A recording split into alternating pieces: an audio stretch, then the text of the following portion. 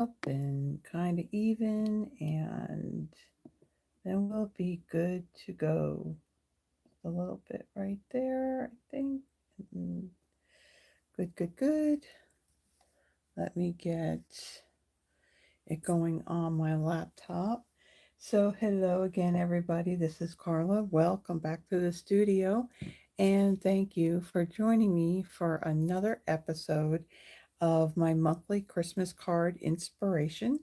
Every month on the first of the month, I do, I create two fairly simple, duplicatable Christmas cards. It can be done with product that may still be current, it could be retired product, it could be a combination of the two. And I create two pretty simple duplicatable cards. The whole concept and the idea for this is that if you are somebody that you would rather make your Christmas cards than spending a lot of money on already made cards, the mass produced, just plain, usually maybe some glitter on it type of cards, then this series is for you. Again, on the first of each month, I create two cards, and that way it gives you some inspiration if you're going to make your Christmas cards throughout the year. So, if you don't have the products that I have, feel free to definitely use what you have. I'm sure if you are into doing the card making, that you definitely have some cardstock and coordinating paper and all that. And so this is just kind of like, like I said, it's a little bit of inspiration. It could be inspiration for the layout, the color combination, even the stamp or punch or die set. Um, yeah, anything. So what I am using for this episode is just very, very simple. And I apologize if you hear a dog barking. That would be outside my apartment on the other end, out in the breezeway. Hold on one second.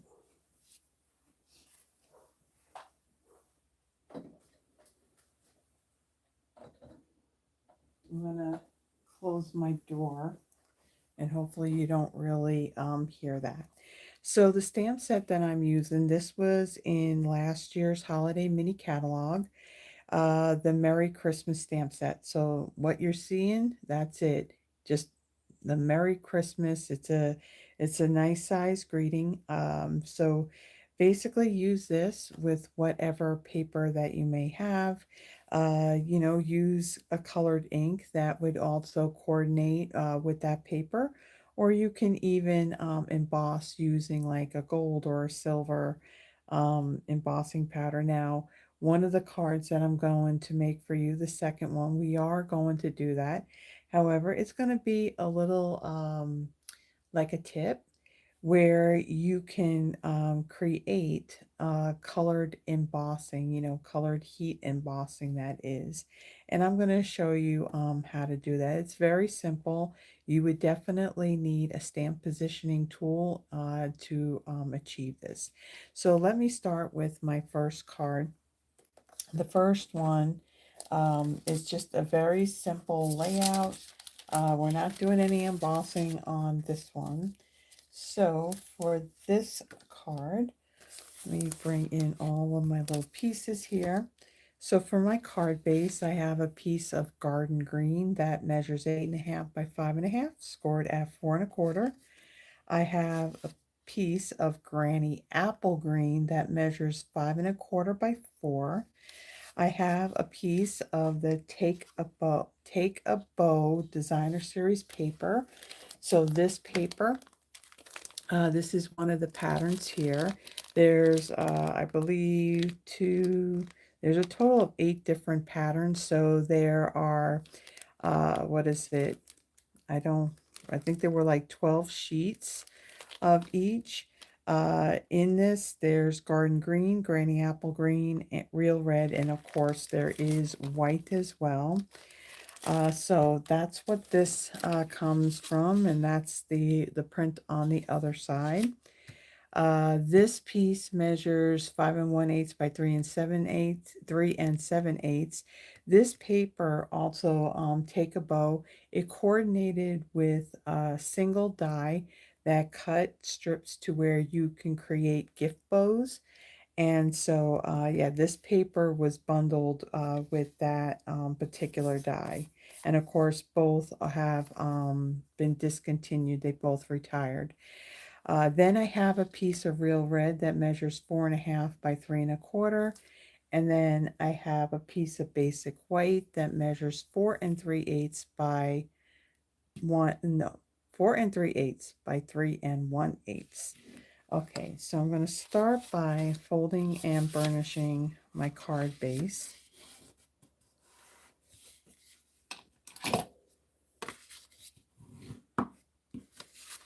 And then I'm going to take my designer series paper and I'm going to attach that to my Granny Apple Green piece. Now, to do this card, what you would do, kind of do it as an assembly line type of thing. Cut and cut and score your card bases and go ahead and burnish those. And then all your other pieces, go ahead and cut those out. And then do all your stamping. And then you can do all of your assembly at the end. Okay, so this is going to be centered on the Granny Apple Green piece. So there's not a really large border around that. Then I'm going to bring in, this is the Real Red 3/8 of an inch cotton ribbon. So I have a piece here. I'm going to use this to kind of tie my knot. But I'm going to bring in my Scotch tape and my scissors. And I'm going to cut a piece that's going to be long enough. I'm going to wrap this around and tape it on the back. Okay, put that aside. And I'm going to do the best of my ability to kind of center this. So I'm going to wrap this around.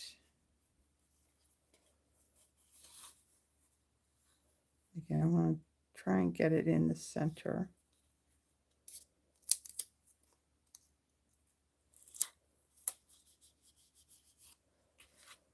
Okay, I'll burnish down that tape. Get another piece. And I'll go straight across.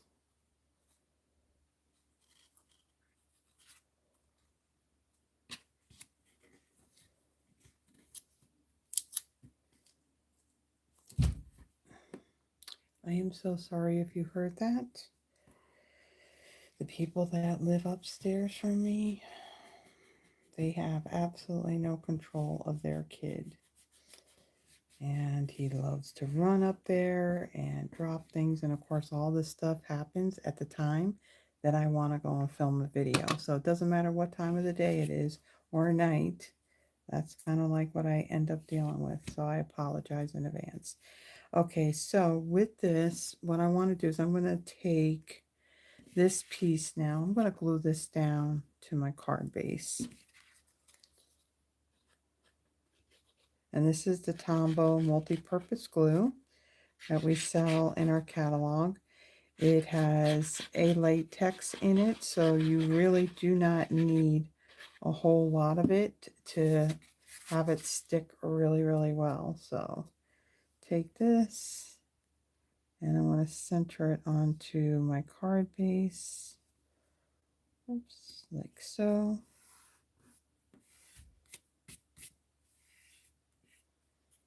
Press that down. I apologize. I know I'm shaking the camera. One of these days I'm going to figure out how to do my setup to where I can actually, I can actually sit down and create my projects rather than standing. And then also hook up the stand for my phone to where if the table that I'm working on, it doesn't shake and jiggle it while I'm doing stuff. Okay, so what I'm going to do is this piece of ribbon right here, I'm going to put that under there like so, and I'm going to tie a knot. Now you'll understand why I'm doing this part before I put down these layers right here. So I'm going to try and tie this. It ties nice and it's all twisted, so trying to get it where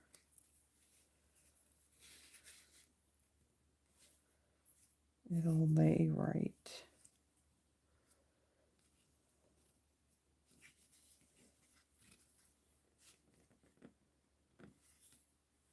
Okay, I can take a glue dot and put that down, but I'm going to set that aside for a moment. And then I'm going to close up my glue. I'm going to bring in, now you don't necessarily need a stamp positioning tool for this part, but since I already have the stamp already on this, I figured why not. So this is the stamp positioning tool. Stampin' Up! Had this as a joining incentive. I believe it was in February. And demonstrators were able to pre-order this before that promotion went on. So you may remember that a few years ago we did have a stamp positioning tool called the Stamparatus. And because of copyright issues, even though it was different, Stampin' Up! Had to discontinue that tool. So that meant we didn't have a stamp positioning tool, which is a great tool, by the way. So they came out with this particular one. Now they have said this is not something original that they came up with, that there is an actual company that you may see something similar out there. But it was made for Stampin' Up! With their logo on it. So um, this stamp positioning tool will be available for purchase. There is grid paper with these little holes in it that will fit right over these little tiny pegs to hold it in place. There are two really strong magnets. They are in these little plastic sleeves. So if they happen to connect, like snap together, then there's less of a chance of the actual magnet cracking or breaking. And then you have a bigger acrylic plate with a grid on it. And then there is also a smaller one as well. There is, I mentioned, there is some grid paper that is sold separately. So what's nice about this one, you're basically put your paper down, put your thing on, and then you just press, ink up your stamp and then press down. And if you have to stamp again, then it's not a problem. So what I'm going to do, I want to kind of center this. So kind of bear with me. I think I need to bring this down quite a bit because right now I have it set up for the second project that we're going to do. And actually, I think I just need to take this. I want to line it up with my 2-inch grid line right here. And then I'm going to have it butt up against those little peg pieces right there. So I'm going to place that down there. I'll place this one down there. I'll take my stamp. It's really stuck on there. And I'm going to center it.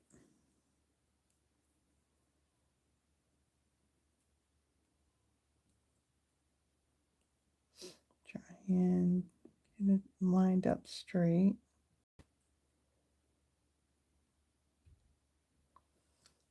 Okay, and I'll put my magnets down.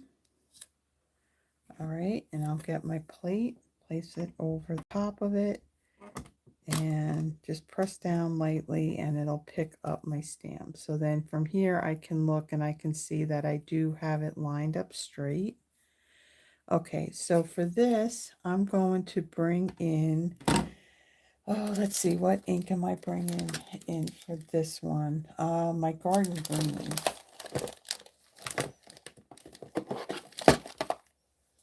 Okay, bring this in. Gonna ink this up.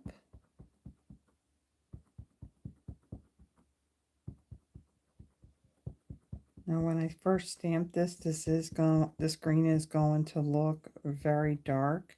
However, it will lighten up as it dries. So I'm going to take my plate, turn it over, and I'm going to put that magnet down there because I got that ink right there. And then I'm just going to put it on its pegs, and then I'm going to just press it down. I don't have to press very hard.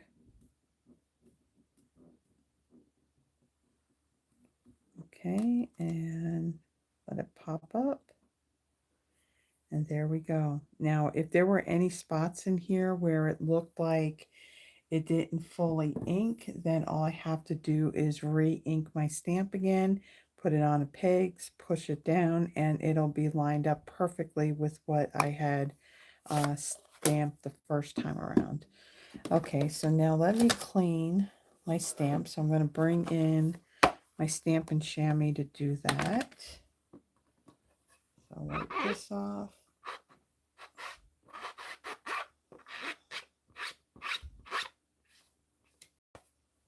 Okay, so then I'm going to place this out of the way for a moment and put my chamois back in its case. Move that out of the way. All right, and then I'm going to remove this. Move this out of the way. All right, so then I'm going to take this piece. I'm going to add some adhesive. And we'll put it on our piece of Real Red. And again, something like this, you can take this layout and you can do a whole bunch of different color combinations. If you have a big greeting, like say a thank you or something, you can use the same layout, but just change up the greeting and the paper that you're using. Okay, so this piece is going to be centered on the top here. But this knot here is going to have to come all the way over to the end here. And then what I'm going to do is I'm going to put some glue dots under there to kind of like hold my ribbon where I want it to stay. So I'm going to take that. I'm going to take my Take Your Pick tool, pick up a glue dot, and let's see, I'm going to just add one right here to my ribbon. Not my finger, but my ribbon. Okay, and then I'm going to stick that down like so. Get another one. If your ribbon won't lay the way that you would like it, this is one way to kind of tell it, nope, this is how you're going to lay down. You're not going to be all willy-nilly. All right, and then this one, I'm going to bring this down like so. Okay, and then get my scissors and trim that.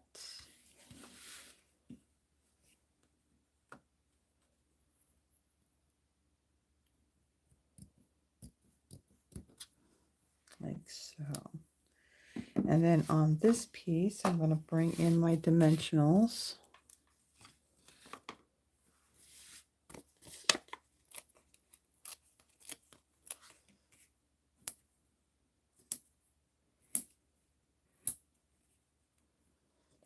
Okay, and then I'll get 2 more.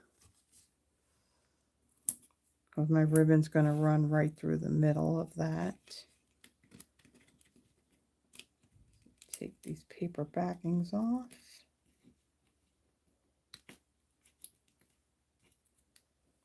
These paper backings really stick to these dimensionals. Okay, and then I'm going to bring this in, and we're going to center that like so.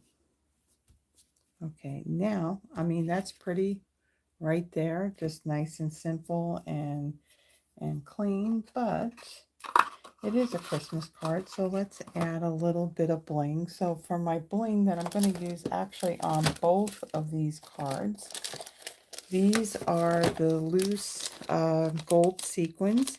These are in our current annual catalog. Now we're at a point where starting, well, it's technically April 1st. I'm recording this on the 31st. But we have a new catalog coming out on May 5th.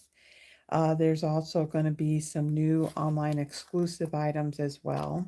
So that means that items that we already have that may be online exclusive or in either our annual catalog or our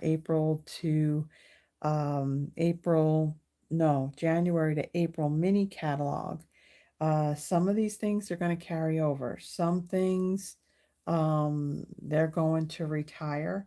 So as far as these sequins go, I don't know what's going to happen with these, if they'll carry over or not. What's nice about these, you get them in 3 different sizes, and then also there's no holes in the middle of these sequins. So I'm going to add 3 drops of glue on here. And 1 right there. And then take your pick tool. I'm going to take my little pick part out of there. It's going to help me in getting the sequin off of the little sticky part here. So I'm going to take one of my large ones, place that down right there. And then we got a little one. We'll put that one right there, and then a medium-sized one. We'll put that one right here. So that's it. There is our first card. So a very simple, clean layout.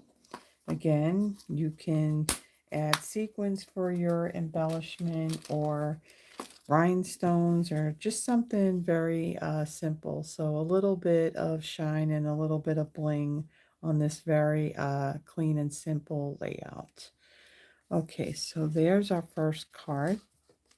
So our second card, now when I do my videos and I do my cards, most times I will do my die, like the die cutting and embossing and that kind of stuff ahead of time. But I did want to show you this technique. So we are going to be doing some heat embossing on this one. And again, a very, very simple layout of a card. So simple that all we have are just 2 pieces of cardstock. All right, so I have for my card base cherry cobbler 8.5 by 5.5, scored at 4 1/4, and then I have a 5 1/4 by 4-inch piece of very vanilla. Now, this is for my card front, of course, because the cardstock is dark in color along with the other one. Inside, you would want to put, like for this one, you would want to put a piece of very vanilla on the inside. The other one, a piece of basic white, both measuring 5 1/4 by 4. Okay, so we'll fold and burnish our card base.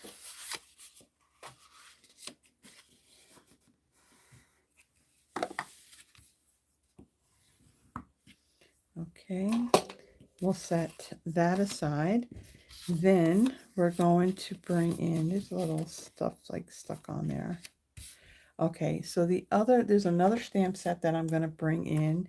This is called Peaceful Evergreens. This was in a holiday mini catalog, I want to say 2 years ago. You have well, do I want to call them sketchy or watercolory looking type of images? We're going to use this largest one here. So this one right here. And I'm going to get a block. Now, this being a larger image, you do need the larger block. And mine, for some reason, when it was die cut, you can see that it's the cutting is like really close to the branches on this side, and then you got like this extra rubber on that side. So I'm going to bring in my Mossy Meadow ink. Now mine, for some reason, I don't know what's up with my Mossy Meadow full-size ink pad, but I'm thinking that the composition of the ink for this doesn't react very well with the foam pad, because I've actually replaced it a couple of times.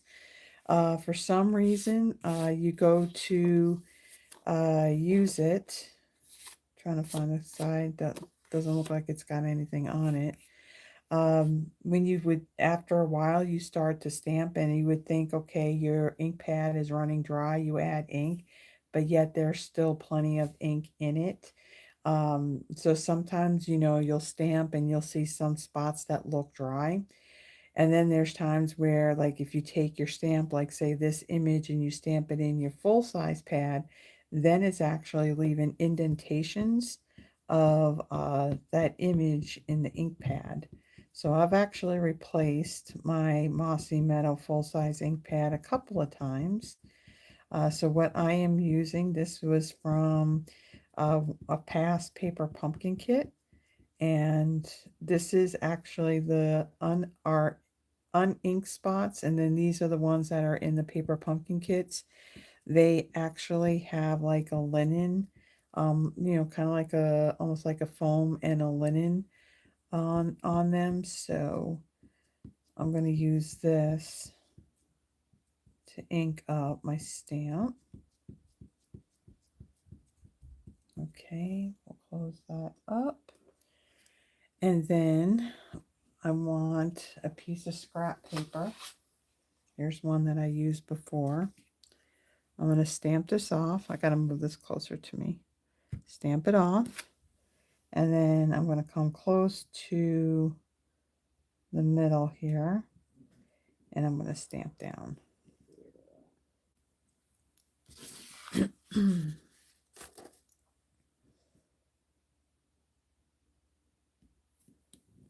Okay, so there we go. I'm going to set that aside.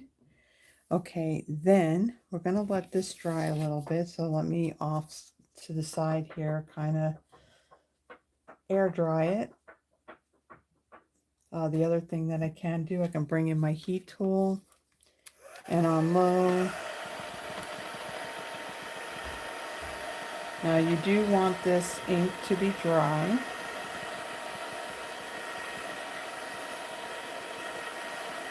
Okay.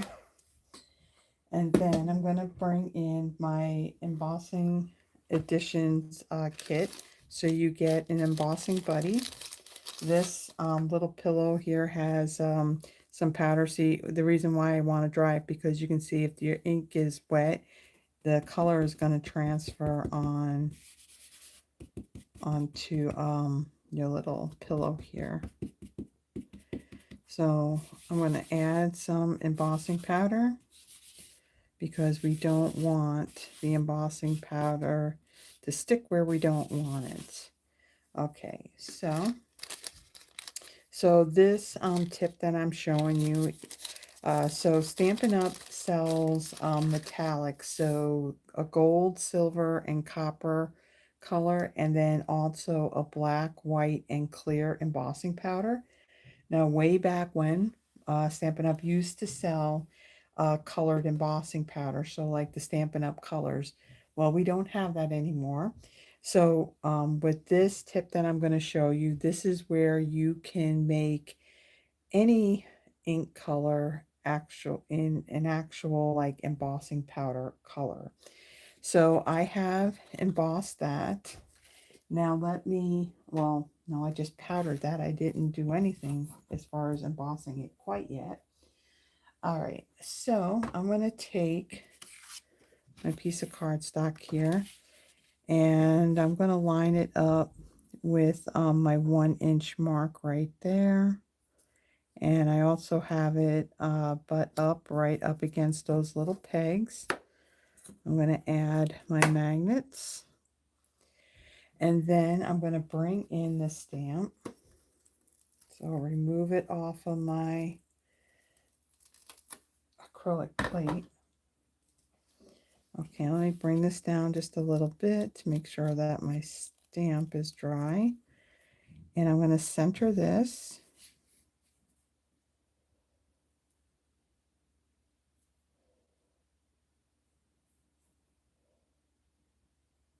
Okay, let me get my plate. And we'll make sure that this is straight.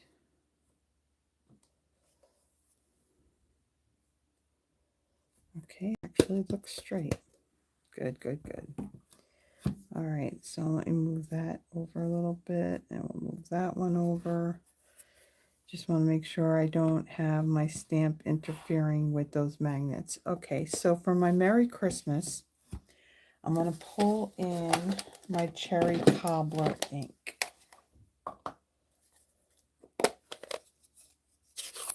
Okay, and then I'm going to ink up my Merry Christmas.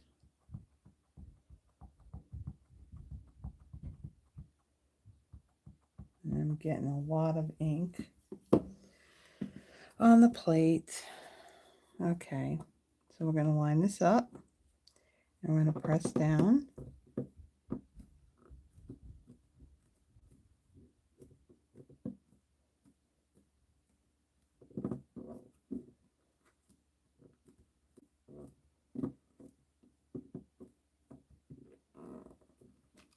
Okay, and it's popped up.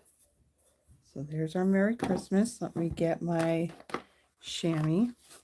First off, the one big important thing, you see this red ink pad? We're going to close this up because red is one of those colors that without fail, it's that one that's going to get all over everything.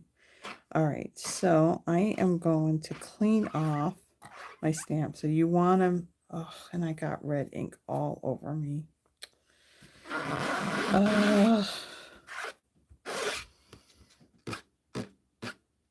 I know I'm going to take this off here because I know I'm shaking.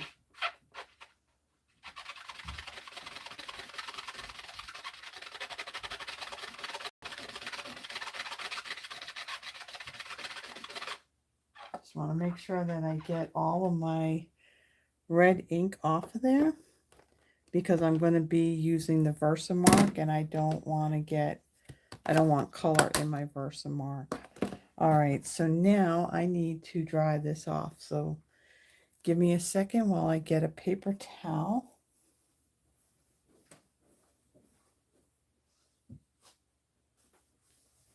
Actually, I got a napkin. This will work too.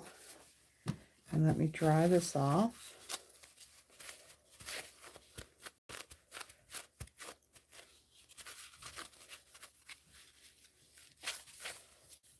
Okay, so now we want to make sure that our cardstock is going to stay in the same place. We don't want to pull it out of there. We don't want to shift it.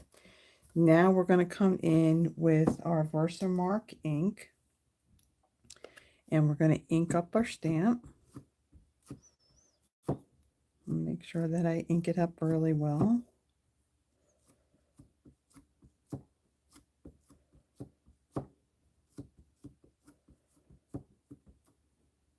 Okay. Then turn this over. Place our plate right on top. and we're going to stamp again right over what the Merry Christmas that we just stamped. So for this technique to make your ink colors look like you use that color embossing powder, you want to use a stamp positioning tool, so then that way you're stamping in the same exact spot here for doing the embossing on your wording. Okay. Pull that off. And we'll move that out of the way. And then we'll take this off. Now the embossing, again, is just on that Merry Christmas. You can kind of see, I don't know if you can see it on the camera or not, but you can kind of see a little bit of that gloss.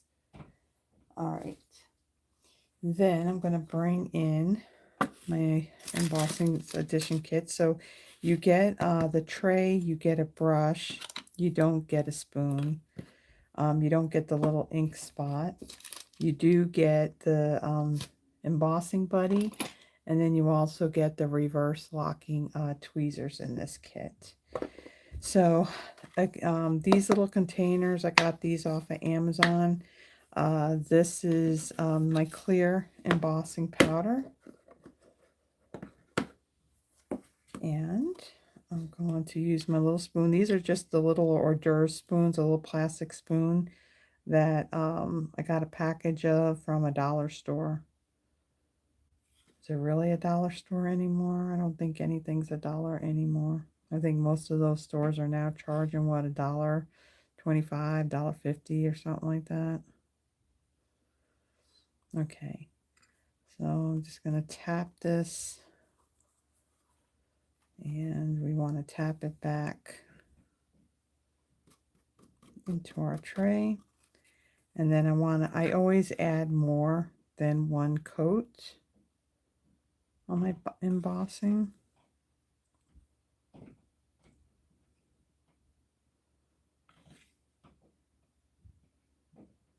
Okay. So just kind of tap it.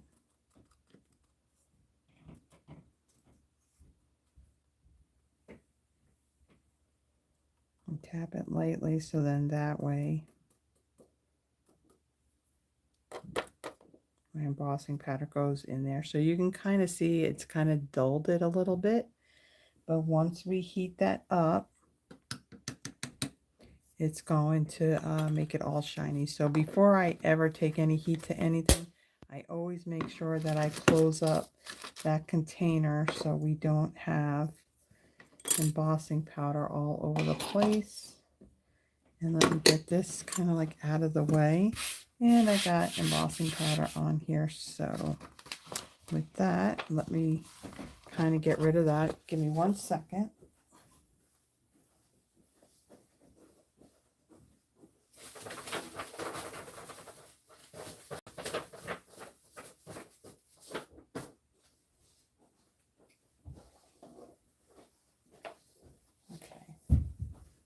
Whatever little bits were on there, just dumped it into the garbage. Okay, so I got my heat tool. And what I like to do when I heat emboss, I come from underneath. I'm going to try and do this without it messing up the focusing of the camera. So I'm going to turn this on, heat it up. Hopefully the sound of it isn't, you can still hear me.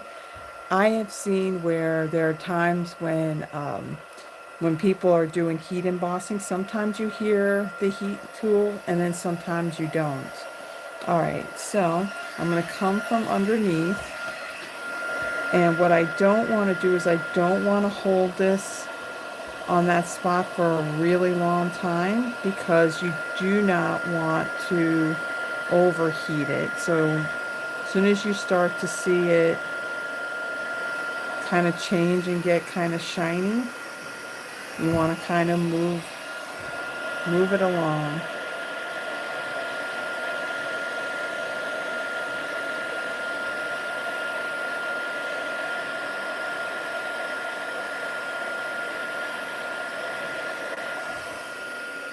Okay. make sure that I got it all.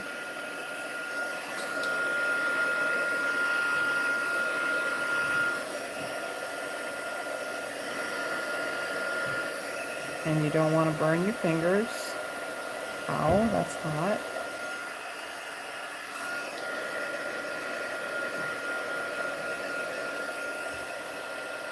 Okay, I think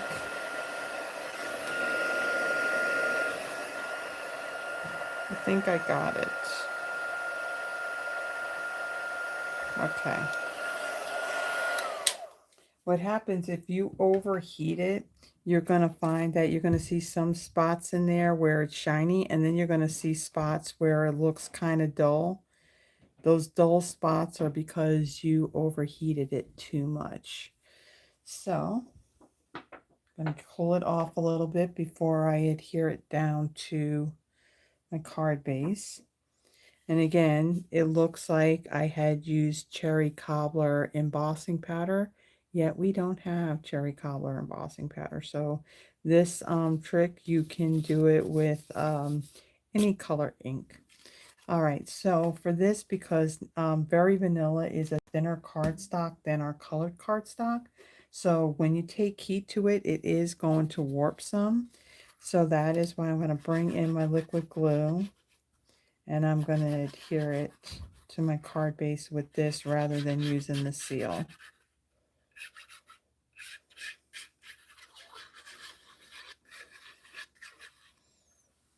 Okay, and then bring in my card base and we'll center this.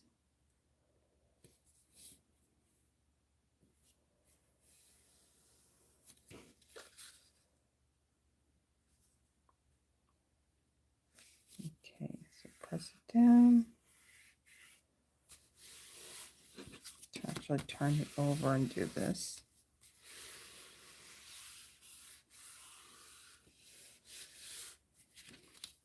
Okay, so there's that card. And of course, we're going to add some bling, and we're going to keep it simple. We're going to use the same loose gold sequins that I have now gotten all over the place. And this time I'm going to use all of the same size. One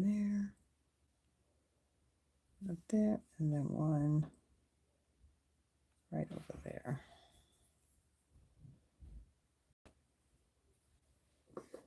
All right, so let me get my take your pick tool and my little pick and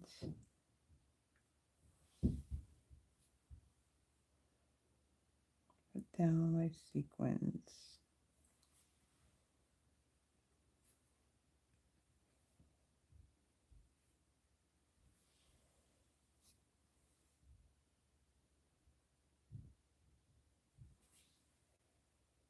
Let's see, and then this one will go right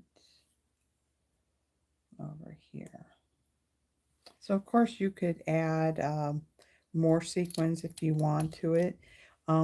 It's more pleasing to the eye when you do it in odd numbers rather than even, and kind of look at like almost like a triangular type of formation of them. All right, so there is the second card. So very simple, just 2 pieces of cardstock.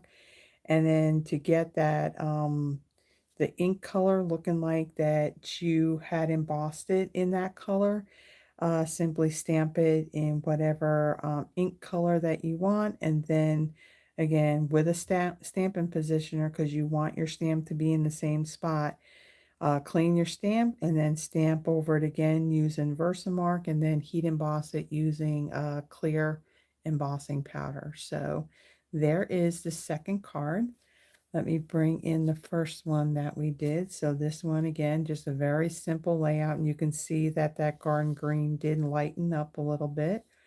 And so, yeah, I really like how this one has come out too. Now, again, I didn't put any cardstock on the inside, but because these card bases are dark in color, just put a 5 1/4 by 4 inch piece of basic white on the inside of this, since there's white on there. And then for the inside of this one, a 5 1/4 by 4 inch piece of very vanilla.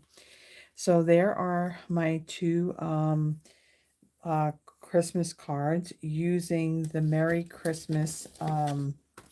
That's not the Merry Christmas. Well, Peaceful Evergreens I used for this tree in the background, but the primary stamp set that I used is just a simple Merry Christmas stamp set. And again, you can do it in any colors. You can heat emboss it, whatever tickles your fancy, as they say. So again, this is my monthly Christmas card inspiration for the month of April. May will come up. I can't tell you what I am going to use yet, and I know my phone is a little bit, it's not straight. It's just not straight. So I don't know what I'm using quite yet as far as May comes, but again, it will be something fairly simple, and this is really like crooked. And that's really crooked. I am so sorry how bad this looks. Very crooked. Very, very crooked. That's better.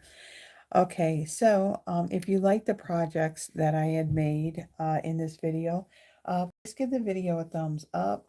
If you haven't already done so, please subscribe to the channel. Subscribing, comments, likes, all those things, they really do help in getting my videos out there for other fellow card makers or paper crafters. It not only helps in growing my channel, it also helps me in building my Stampin' Up! Business. And so all of that, I truly do appreciate it. Let's see what's happening. What else is happening? So I will have a Throwback Thursday video tomorrow night that will be featuring the Sunshine and Tulips bundle. This is a bundle that is in our January to April mini catalog. It's considered retired now only because the set of dies have now, they had sold out and they're not going to have enough time to get more in. So right now, because it's sold out, it's now considered on the discontinued list. So I definitely wanted to work with that. So that is going to be for my Throwback Thursday. Then on Friday, normally on Fridays, I do go live with my Friday night lives, creating 3 projects, and then I do a card giveaway at the very end. However, because this Friday is Good Friday, I will be attending a Good Friday service at my church. So instead, I will have what I call a Friday night kind of live. So again, when I record these, I actually am recording them as a live, but they're unlisted. So it's going to kind of like be like this. I'm going to create the 3 projects, and then I won't be doing the card giveaway that night. But what I do with my Friday night lives and the projects that I make, I do take pictures of them. I create a PDF that has a list of the supplies, the dimensions of all the cardstocks and papers, and then there's pictures of everything. And my PDFs are free.